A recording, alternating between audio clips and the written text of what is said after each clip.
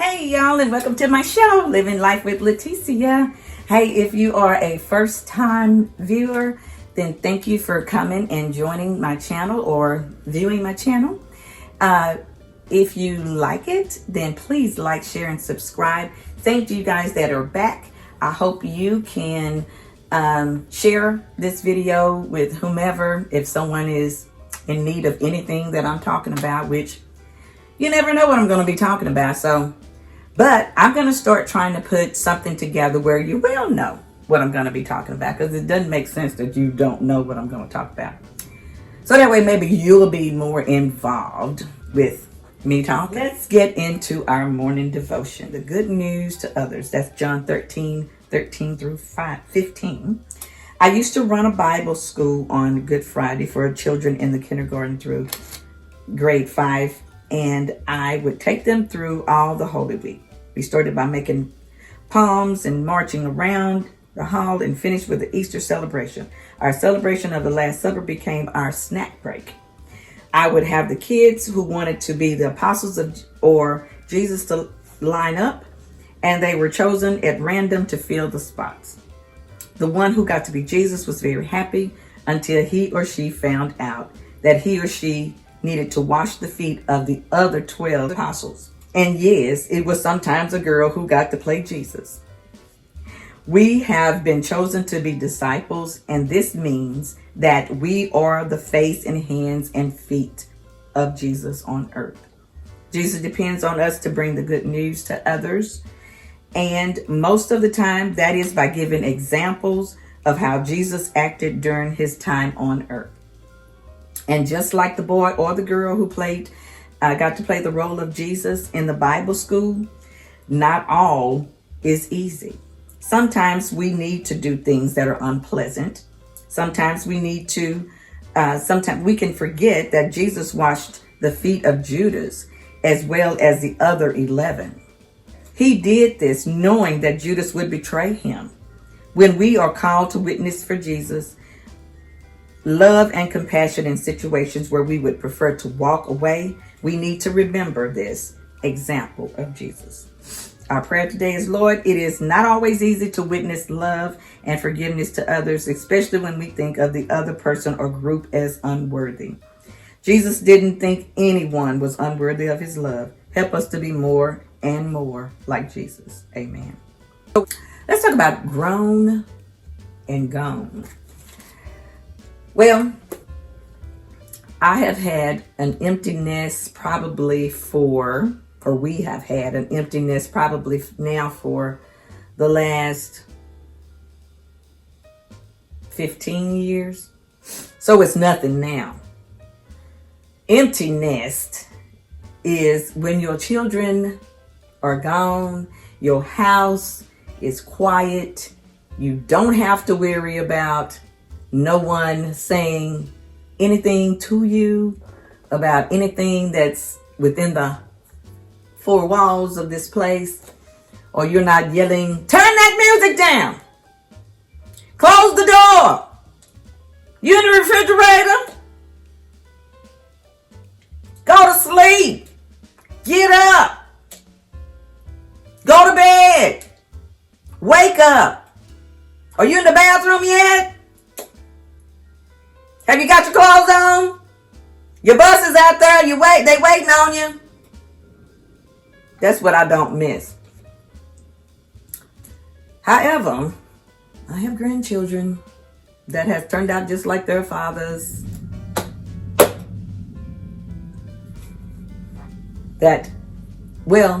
One. She will sleep until noon. If you let her. She'll sleep. She sleep, but she got a job.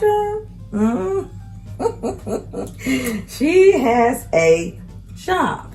We love it when the kids come to visit because we are lonesome most of the time. So my children, they are gone and grown. My oldest he left home when he was 18. He got his own apartment, him and a roommate, and they lived. When we first moved here, we lived in an apartment. So we lived in our apartment complex, and then his apartment complex was right next door. That was a-okay for me because I could just drop by or go by or call him and say I'm coming by there. You need anything, or if he needed anything, you know, we just right here around the corner. My youngest, he left around 18 as well, but he moved back to Texas, and then he started his family. So that's where they are. A parent has to learn to love the same evenly, because you don't want one kid to say, hey, you loving on him more than you ever loved on me.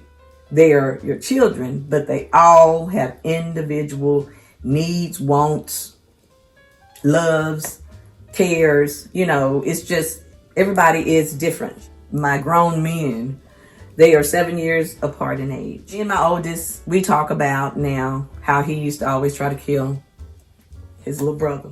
I mean, it was just all it is to it.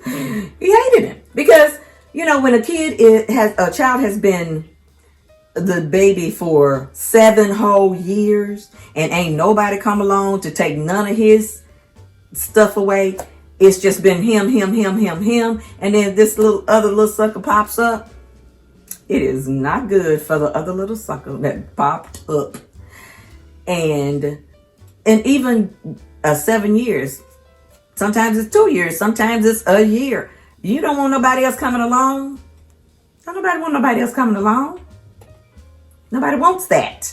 Okay, I'm just saying. Parents, which I was one, but I just couldn't stand to have just one child, you know, biological child. I have, you know, bonus children, but I just wanted to have a boy and a girl. See what I have? I have 2 boys. Most of the other stuff, that's their dads and their stepdad, because they get a lot from stepdad. A lot from stepdad. Kids are gone, and they're grown, and they have their children of their own. They have their own, and you know, they bring joy to your life. They add that thing that's missing sometimes. They put that in your life. They make you smile when you don't want to smile. You are mad about the world, but sometimes your kids pop in the room and they say something silly or do something stupid, and you just, you know, it just melts your heart. The children have a lot of pull with parents. You know, parents will drop whatever they're doing to come see about their babies. They really do. My youngest, he decided that he could ride a motorcycle. Not just a toy motorcycle. I think he was like 10, 11. Not just a toy motorcycle. This was a real little moped. Well, he scared, and it takes off. But the tree was in the way. There was a tree. He didn't see it, I guess. I don't know, or maybe it just, I'm here. He smashed into it. His arm was twisted around and it was laying to the side. Somebody called me and said, are you the mother?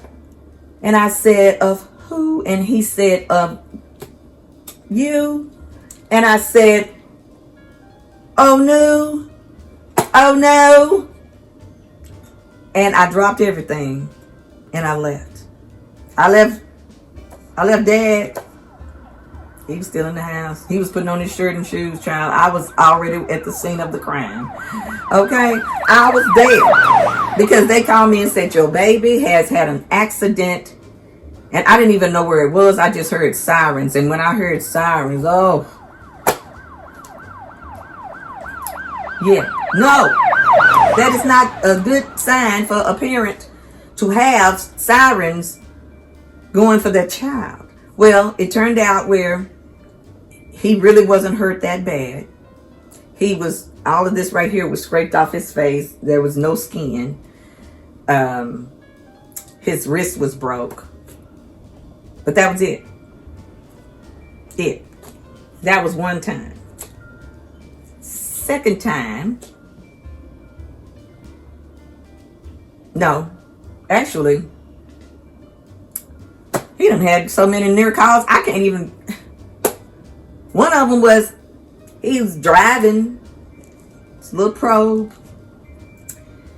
He had gone to see his girlfriend, but that was not where he was supposed to have been, okay? He was supposed to have been at home. Plus, it was raining that night. It was storming, kind of like it's doing right now.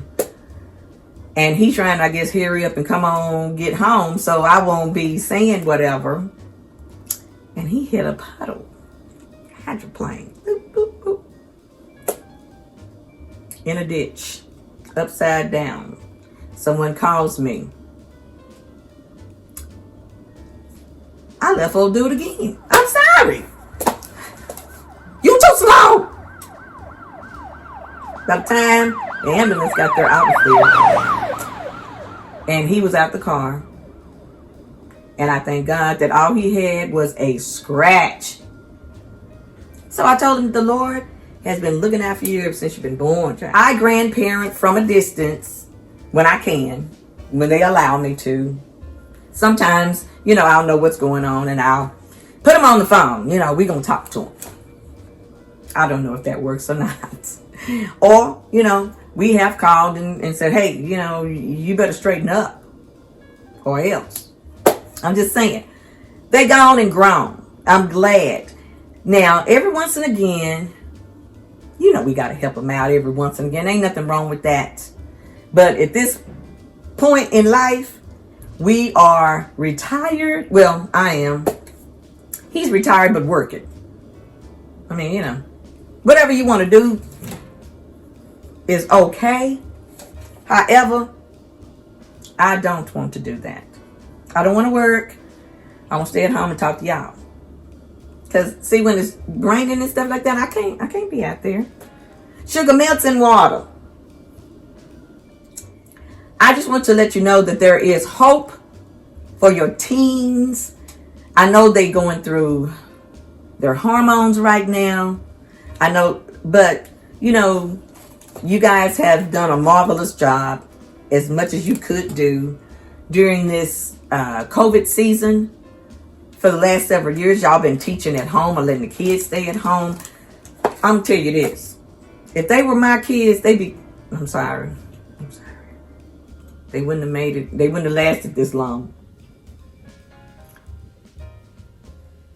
I don't know. I just cannot see myself at home 24/7 and my kids at home 24/7 and they can't go outside and they can't go nowhere. I'll run through here. Yes. So, hats off. Kudos to all of you parents that have, y'all bit the bullet. Y'all have survived. You should get an A for just the rest of your life. Because I wouldn't have been able to do it. I wouldn't have been able to stay at home. No, somebody got to get out. People don't like when you are physical with children. I got whippings and we survived. I did not like them. I also did not like giving whippings out. But I did whip my boys because that's how you gonna understand, because I'm little. I'm not that little, but you know what I'm saying.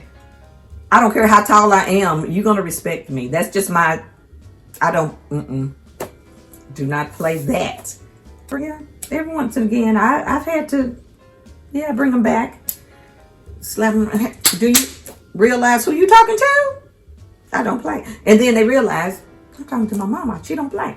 My oldest son, he used to steal my car all the time. All the time.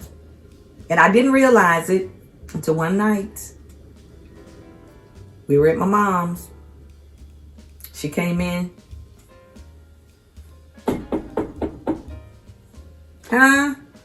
It's like 12 o'clock at night.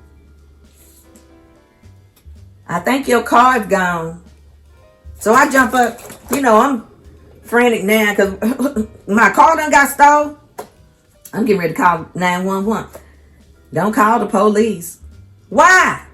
Why am I gonna call the police? Well, I think you ought to check your your big boy, because that's what she called them, little boy and big boy.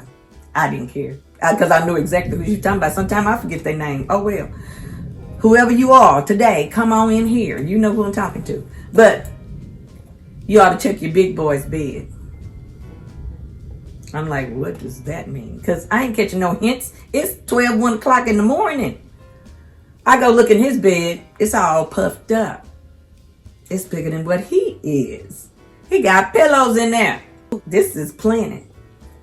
He took my spare key. I guess he had it all along. I don't know how long he had it, but I never missed it, because who looks for their spare key when you don't need your spare key? You got your permanent one, and I know where that is because it jingles, and I know my jingle of my keys. They not moving. It really, honestly, I borrowed my mom's car. I went to go look for him. I didn't know where I was going to look for him, because I don't even think back then we had cell phones. We didn't have cell phones. So I'm just driving up and down the street trying to see if I see my car. I don't see my car. I don't see my car at all. So I get back home. He still ain't made it back. My car ain't there. I'm just furious. I'm like, because my stepdad had just died, and we were already going through, stuff. So we didn't need no extra. I seen heard my car coming down the street. It's coming, real smooth, like ain't no lights on it. It pulls up in the driveway, and it's on a little incline anyway, where my mom's driveway is. It's like parked like this, because we had to park behind my stepdad's truck. And so my car was kind of like this. And I would notice in the mornings that the car had been moved sometimes, but I would call my bubby and I'm like, did you move my car? Did you? I mean, because I know that I pulled up to the bumper of the truck. He didn't know nothing about it either. Well, now we figured it out. He has been taking my car and putting gas in it too, because my gas hand never was moved. I never did think to break down my mileage. That would have been a clue too. Maybe. I don't know. But by that time, I ain't trying to do nothing but beat him. He pulls in. He left the window about that far up. I seen his little beady eyes peeping in that little crack. I'm like, bring your on in here, because you fixing to get beat. However, I didn't even let him make it in the house. I was outside. And I don't even fight. But I don't know. But my mom kept, you gonna kill him. You gonna kill him. That's the least of his worries. He taking my darn car. This is not the time, the place, nor the whatever. Not the time. Okay. We laugh about it now because it's all, in the past. Their children are about to embark on the same stuff that they possibly went through or had to go through. I mean, it's a cycle.